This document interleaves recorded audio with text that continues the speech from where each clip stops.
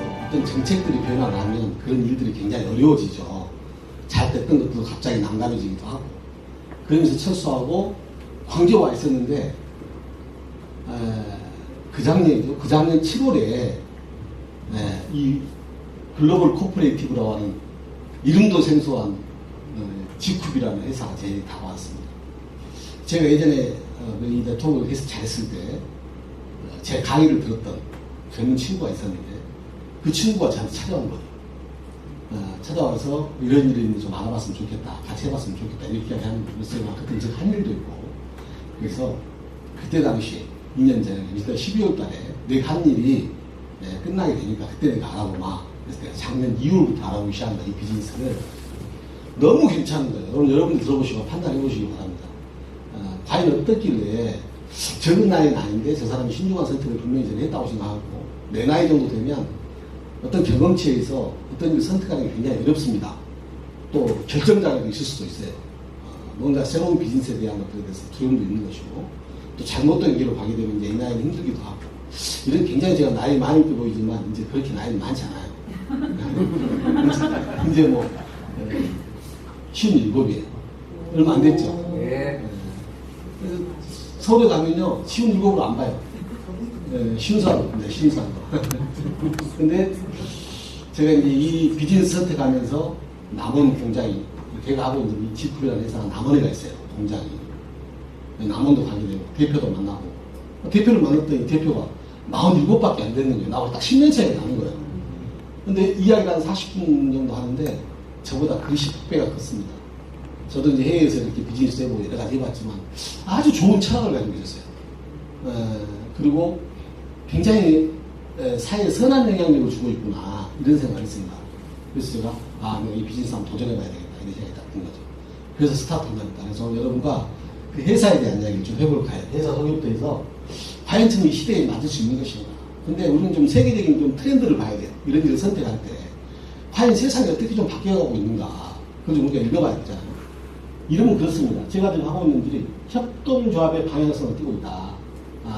대부분 선진국 유럽이라 이런 데서는 조합 형태가 굉장히 강합니다. 그래서 쿱이라고 하죠. 쿱이라고 협동조합 형태. 여기다 더불어 살아가는 세상을 만드는 것들이 선진국도 활성화되어 있어요. 우리나라 기업 모델처럼 무슨 자손 대대로 인수인계하고 뭐 이렇게 하지 않아. 기부도 많잖아요. 좋은 일이. 이런 일들을 하는데 정서사인 것 같아요. 우리나라 같은 경우는. 근데 이 G쿱은 협동조합의 방향성을 띠고 있다. 그리고 플랫폼이다. 지금 시대가 플랫폼 시대로 가고 있어요. 모든 것이 연결의 세상으로 가고 있잖아요. 이런 플랫폼이다. 그리고 글로벌이다. 세계적으로 다 뻗어나가 있는 회사구나 이런 생각이 딱 들었어요. 물어봤더니 이미 미국에 나가 있고 대만에 나가 있고 이번 베트남으로 오픈하고 일본, 말레이시아, 캐나다 거의 다 나갑니다. 비즈니스가. 그래서 이 기업은 기술력을 굉장히 갖추고 있어요. 제가 일단 대표 소개하면 하겠지만 R&D 역량을 바탕으로 생산된 세계 최고 제품이라고 써놨잖아요. 그 다음에 사회적 기업의 가치 없는 걸 들어간다 했어요. 대한민국 사회적 기업 1호입니다. 가장 큰 기업이고 전라도에서 제일 큰 기업이에요. 제네럴 발전사가 모기업인데 그게 딸린 회사가 유통업체인 G쿱입니다. 이 회사 이야기를 해볼까요? 그리고 우리가 지금 세상이 변해가는 속도가 과연 어느 기업들이 성장해 나오는지 먼저 봐야 돼요. 이런 기업들이 왜 성장해 가는지 좀 봐야 되기 때문에 좀 이야기 해드리려고요. 자, 플랫폼을 가진 자가 세상을 지배한다는 책이 있어요. 요즘 플랫폼 이야기를 너무 많이 들어요. 그리고 연결을 가진 자가 세상을 지배한다 이렇게 되어 있어요. 딱 보시면 여기에 과거에 제조업이 우리나라 전 세계적으로 제조업이 환기 때는 제조업들이 세계 탑10 기업에 다 들어가 있었습니다. 그런데 생산시설 기반으로 한 업체에 다 들어갔단 말이죠. 근데 여기 보세요. 지금 더 포유라면 세계 4대 기업이 이야기하는 겁니다. 구글, 아마존, 페이스북, 애플이에요. 이런 기업들이 예전에 산업사회에 세계 1위 기업이 됐던 시간에 걸린 시간하고 이런 기업들이 세계 1위가 되는 시간은 10분의 1입니다. 10분의 1. 네. 그때가 100년이 걸렸다면 이제는 10년도 안 걸린다. 세계 1위가 되는데 이런 세상으로서 우리가 살고 있어요. 근데 과연 이런 구글이나 아마존이나 페이스북, 애플이 어떤 모토를 가지고 성장을 했을까? 대부분은 인터넷과 연결되어 있는 거죠. 스마트폰과 연결되어 있는 거죠. 대부분 보면. 보세요. 구글은 어떤 모토를 가지고 세상을 지배하고 있나 좀 볼 필요가 있어요. 사람으로 따지면 머리입니다. 구글은. 그래서 구글의 신이라고 이야기를 해요. 신. 왜냐하면 인간이 갈 수 있는 생각을 구글은 다 대답해 준다. 이런 모토를 가지고 있어요. 그래서 궁금하면 다 구글에 치는 거예요. 여러분 네이버에 치잖아요.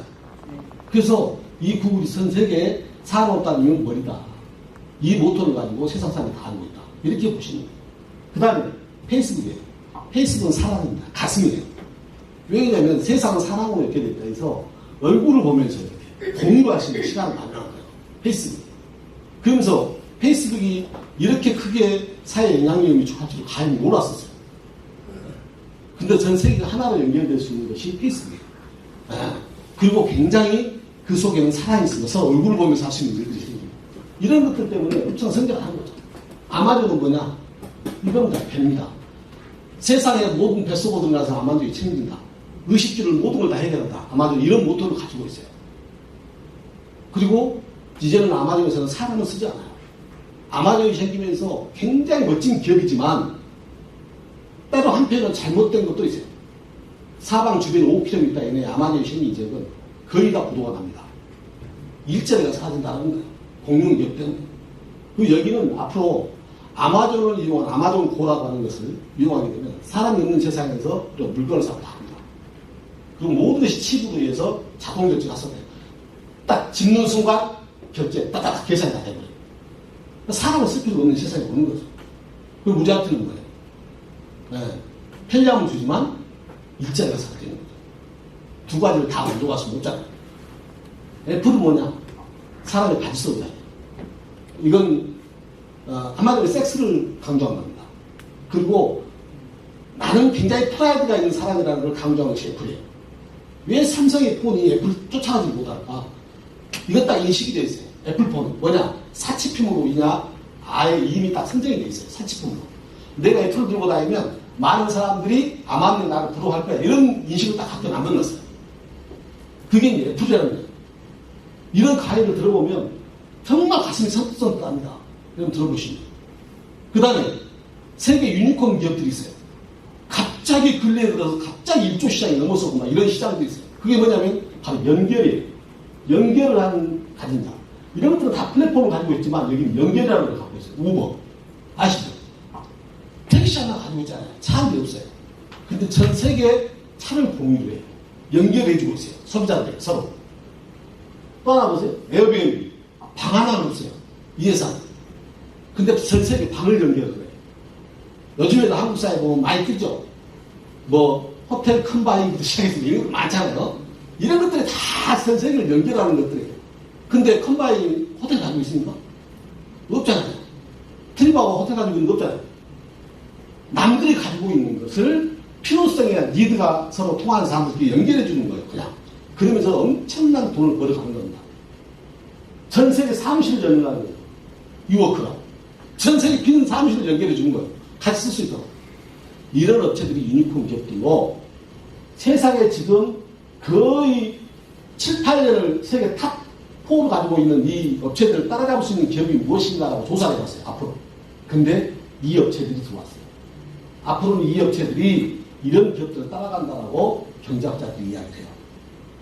근데 그럼 여기서 다 보면서 너무나 우리는 좋은 세상에 살고 있고 이런 사람들이 플랫폼이나 연결을 가지고 돈을 벌고 우리는 도대체 뭐냐. 맨날 쓰는 소비자인데 그럼 소비를 가지고 무엇을 돈을 벌 것이냐 이 생각을 한번 해봐야 되잖아요. 네. 왜 남들이 하는 거 남들이 개발하는 거 쓰고 돈 주고 살 필요는 없잖아요. 우리도 뭔가 이 플랫폼이나 연결할 수 있다면 돈을 벌 수 있는 기회가 있지 않을까. 좀 봐야 된다는 거예요. 그래서 제가 굉장히 유명한 책을 하나 보여드리려고 해요.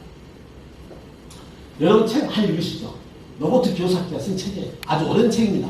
우리 직업의 4분면을 쓰는 거예요. 여기는 전 세계 자산가 한 4회 정도 되는 워렌 버핏이 이야기한 거예요. 잠자는 동안도 돈 안 들어오면 너는 평생 죽을 때까지 일해야 될 것이다. 평생 노동을 해라. 잠자는 동안에도 뭔가 수입이 들어오는 시스템을 만들지 않으면 평생 가난하게 살 것이고 당신 노동을 제공하고 돈을 받는 사람 이런 사람으로 평생 살 것이라고 워렌 버핏이 이야기하는 거예요. 로버트 기요사키가 정확한 예를 들어서 직업의 3분면을 쓰는 겁니다. 여기 보세요. 인플로이예요. 봉급 생활이죠. 대부분의 사람들이 봉급 생활이죠. 인플로이 생활을 해요. 내가 적절한 시간과 노동을 제공해서 남들에게 돈을 받아라. 그렇죠? 여기서 돈을 좀 벌면 셀프 인플루, 자영업을 해보려고 해요. 예전에는 그랬죠. 공급성학자가 자영업이 꿈이었어요. 내가 좀 돈도 벌어서 뭔가 좀 차려서 해봐야겠다. 이런 생각을 했어요. 그러다가 자영업이 안 돼. 망해. 그럼 다시 또 인플루, 공급성학자가 왔다 갔다 계속 있었어요. 이런 사람은 평생 전 세계 95%가 이 삶 속에서 살고 있어요. 물론 여기는 전문 직종에 돈을 버는 사람도 있습니다. 셀프 인플루. 여러분 잘 아시는 의사, 변호사. 이런 사람들이 다 셀프 인플루이죠. 자영업을 하는 사람들이에요. 부르는 있지만 대부분 그렇다고 하는 거예요.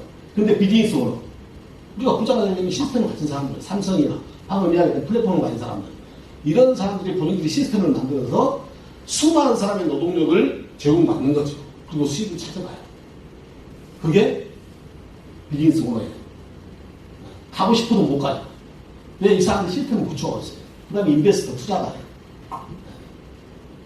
세상을 지배하는 자 대부분이 인베스터 투자가 해요. 여기 있는 사람 투자가 해요. 워런 버핏도.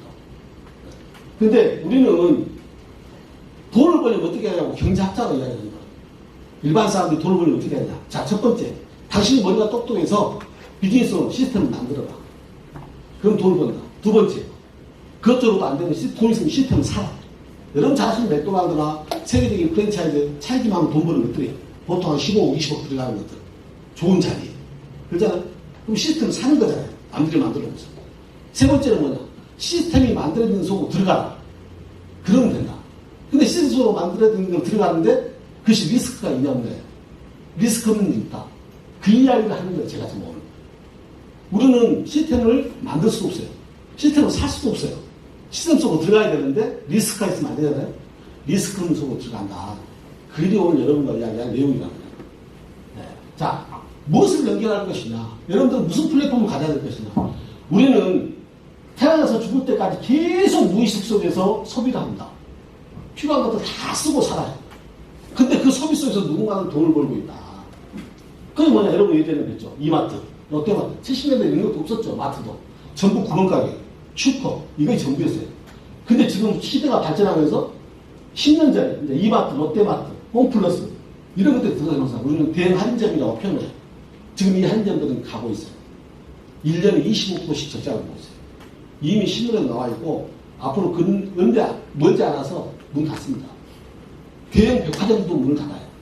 왜? 시대가 이쪽으로 급속도로 움직이고 있어요. 쿠팡, G마켓, 이메프 이런 쪽으로 움직이고 있단 말이에요. 왜? 굉장히 빠르고 편한 배송을 해주거든. 저 같은 나이, 사장님은 그럴 수 있지 않을지 모르겠지만 저 같은 나이는 어떤 물건을 샀을 때 내가 신뢰를 못했어요. 직접 가서 만져보고 따져보고 당위로 봐야만 신뢰됐어요. 근데 전 세계 모든 소비재가 이제는 평준화가 되어 있단 말이에요. 그 평준화된 제품을 가지고 이런 온라인 업체에서 판매를 하기 시작한 거예요. 그래서 당신이 받아보고 마음에 안 들면 언제든지 반품해줄게. 이런 데로 가는 거죠. 그리고 굉장히 소비자와 유통업체가 가까이 밀접되어 있다 보니까 가격이 싼 거예요. 소비자 만족도가 높아진 거죠. 그러니까 입속도가 급속도로 올려요. 근데 지금은 대한민국의 유통시장하고 쿠팡이 먹는다라고 이야기해요. 왜? 지금 연간 수천억씩 적자를 보면서 쿠팡을 운영하고 있습니다. 전 세계적인 투자가 손정이도 쿠팡에 6조를 투자해놨어요. 왜? 쿠팡이 유통시장 잡는다고 생각하고 있는 겁니다. 이미. 예. 여러분 5,000원짜리 만짜리 시키고 쿠팡이 2,500원 택배비 누르면서 배달해줘요. 무료로. 그런 적자 누적이 어마어마한 겁니다. 근데 앞으로 그런 일들이 엄청나게 일어난다. 여러분 배달민족 아시죠? 대한민국의 배달민족이라든가 또 직방이라든가 이런 업체 있잖아요. 뭐 식당 연결해주는 업체들. 이런 업체들이 지금 손해보, 경쟁을 하면서 손해를 엄청 보면서도 그 플랫폼을 가지려고 엄청난 싸움을 하고 있어요. 피터지기. 그런 세상을 살고 있다. 그러면 우리 같은 소비자들은 계속해서 이쪽에서 이런 사람들이 돈을 벌게 해주면 우리 매개치밖에 안 되냐. 평생 쓰는데 우리가 쓰면서 돈 버는 일 없을까? 소비를 좀 연결해보자. 그게 바로 방금 이야기했던 내가 리스크가 없는 내가 플랫폼을 가질 수 있는 그 연결이 바로 공정 플랫폼 G풀이라고 하는 거예요. 근데 요즘에 기업들을 봐보세요. 기업의 오너 리스크들이 얼마나 많습니까? 사회적으로 악영향을 미치고, 네. 오너들이. 그러잖아요. 그런 제품들 선호합니까? 아닙니까? 그런 기업들에서 나온 것들 배척하잖아요. 여러분 잘 아시는 오뚜기라는 제품이 왜 여러분들에게 진라면이 갑자기 팔리기 시작했어요? 매스컴 타잖아요. 착한 결과가 생각하니까. 바로 그런 겁니다. 친환경적인 착한 소비, 가치 소비, 나보다 먼저 남을 생각하는 기업 문화, 또 우리가 보다 보면 이런 것들이 많아요. 네. 사회에 선한 영향을 미치는 것들. 그 다음에 본인들이 요즘에는 소비자도 굉장히 똑똑해요. 이런 사람들 보고 스마트 컨슈머라고 이야기해요. 똑똑한 소비자들이다. 네. 뭔가 내가 소비하는 데서 가치가 있냐 없냐. 이런 것들 많이 따지는 거예요. 또 내 자신이 만족하냐. 우리는 나신비라고 이야기해요. 예전에는 가성비, 가심비, 요즘에 나신비까지. 네. 나 스스로 만족해야 된다. 네. 이런 것들이 스마트 컨슈머라고 이야기해요. 자, 여기로 방금 말했던 이쪽으로 돈을 쓰고 지출하면 소비 연계를 지출하는 거예요. 그냥 지출로 끝나는 거지만 이쪽으로 연계하면 소비 연계이 소득이 되는 거예요. 근데 직급이 플랫폼을 가지고 있다. 라는 겁니다. 여러분들이 마트나 인데 안 가도 이제는 다 이 속에서 생활할 필요가 다 살 수 있다. 예전에 자꾸 물어봤어요. 직구에 라면이 있어? 직구에 식용유 있어? 직구에 고등어 있어? 직구에 고기 있어? 직구에 쌀이 있어? 다 물어. 이제는 다 있다고 얘기했네요. 다 있어요. 그리고 배송하잖아요. 여러분 집으로. 산지에서 직접 여러분한테 돈이 바로 들어와요. 현금으로. 쿠팡에서 가져간 수수료, 이메페에서 가져간 수수료, 이마트에서 가져간 수수료 다 여러분 됩니다. 통장으로 바로. 그럼 내가 굳이 이런 데 가서 소비할 필요가 있을까요? 이쪽으로 옮길까요? 당연히 옮겼어야죠. 이게 그래도 안 옮겼어요. 이런 사람들은 바보라고 생각합니다. 평생 쓰는 거예요. 소비를. 그렇잖아요? 자, 그래서 이런 것들 일을 해주고 있는 회사 소유업자입니다. 과연 이 회사가 가치 소비를 할 수 있는 회사가 아닙니다. 이거 좀 봐야 될 거 아니에요? 자, 공정 플랫폼 G컵이고요. 2015년 7월 1일 날 생겼습니다. 이게 사회적 기업인의 날이에요. 대한민국 사회적 기업인의 날에 이 회사가 생겼어요. 그리고 대표자는 서정훈입니다. 그 다음에 특수판매공장에 가입되어 있고, 이런 업체는, 이런 유통업체를 하려면 공제조합에 가입을 해야 돼요. 네. 그 다음에 모 기업이 제조회사가 제네럴 바이오라는 회사입니다. 소개를 할게요. 회사 이름을 나중에는. 지프의 모토입니다. 지프는 여러분 잘 아시는 국내에서 일어나는 네트워크 마케팅 업체 중에서 이런 벤처기업 업체 한 군데도 없습니다. 지금까지. 지프이 최초입니다. 벤처기업을 받았어요. 모토도 그렇습니다. 제 가격이 더 좋은 품질, 원료부터 완제품까지 모든 걸 다 생산합니다. 70%를 원료부터 완제품까지 다 생산해요. 그리고 나머지 30%도 원료를 제공하고 생산합니다. 이런 업체가 이렇게 보시면 돼요. 이분이 대표예요. 서정훈이라는 분입니다. 여기 보면 뭐 장애인들과 함께 받은 2000번째 득구라고 써있잖아요. 여기 보면 서정훈 씨 장애할까 떠나는 거라 생각하면 사회적 갭이 없다. 빠른 성장보다 동행을 택했다. 여기 나왔잖아요. 이분은 사회적 갭을 하면서 모든 것을 내려놨습니다. 이 가족 장애를 앓다 떠났다 했잖아요. 가족사가 있어요. 둘째 누나가 선천적 장애를 갖고 태어났습니다. 그 장애 때문에 사고로 중학교 2학년 때 죽었어요. 그러니까 아버지가, 이분은 우리나라의 국제회사 LG화학의 신소재 개발 팀장으로 9년 6개월 있습니다. 맨사 출신이요. 머리가 굉장히 좋은 아이. 머리가 큽니다, 대신. 머리가 약간 커. 대두예요, 대두. 약간 커요. 근데 LG연구소에서 신소재를 개발, 신소재는 뭐예요? 세상에 없는 물질을 개발한 거잖아요. 신소재 개발하니까 매일 단위 책밖에 돈을 산 거예요. 그리고 LG화학이 어떤 제품을 가지고 중국이나 말레이시아에 갔을 때 굉장히 흑격한 공을 세운 친구입니다. 근데 결혼하고 보니까 아이가 또 천식기를 약간 있었어요. 그러니까 나 제조업이 그 꿈일 거 아니에요. 신소재를 개발하다 보니까 아이하고 여행을 하다가 완주군 경천면 온 겁니다. 전라북도. 그 대둔산이 있어요. 완주는 로컬푸드 고장입니다. 천연물이 많아요. 로컬푸드 고장. 그러니까 밤에 별을 보니까 쏟아질 것 같은 거예요. 그렇게 청정한 거예요. 내가 일단 제조업을 해야 되겠다. 이분은 부천이 고향입니다. 부인은 강진이 고향입니다. 근데 부인한테 이야기한 거예요. 그러니까 부인이 한번 해보죠. 뭐. 보따리 싸고 내려갈게요. 부천에 아파트를 팔았어요. 3억 가지고 출발한 회사가 제네럴 바이오입니다. 지금 현재 제네럴 바이오 제조회사, 직후 유통회사, 같은 회사, 그 대표죠. 그리고 상을 안 받은 게 없습니다. 대통령 표창장에서 국무총리 표창장이 거의 상들한 상은 다 받았어요. 기업 철학입니다. 물론 기업이기 때문에 경제적 성과를 내야죠. 그 경제적 성과를 가지고 사회적 가치 창출한다. 그 다음에 건강한 네트워크를 만들겠다. 사회문제와 결핍을 비즈니스로 풀어나간다. 이런 모토를 가지고 기업 철학을 가지고 있어요. 회사에 연령적으로 볼 필요가 있습니다. 제너럴 바이오는 2007년도에 생겼습니다. 이제 제주회사가 10년 된 회사예요. 예. 그리고 2009년도에 벤처가 2011년도에 사회적 경영을 정했어요. 이때 2007년부터 2011년까지 하면서 2010년부터 이 제너럴 바이오가 엄청난 흑자로 돌았습니다. 왜냐하면 전 세계 코스트코에 납품을 한 거예요. 35개국에 납품을 한 겁니다.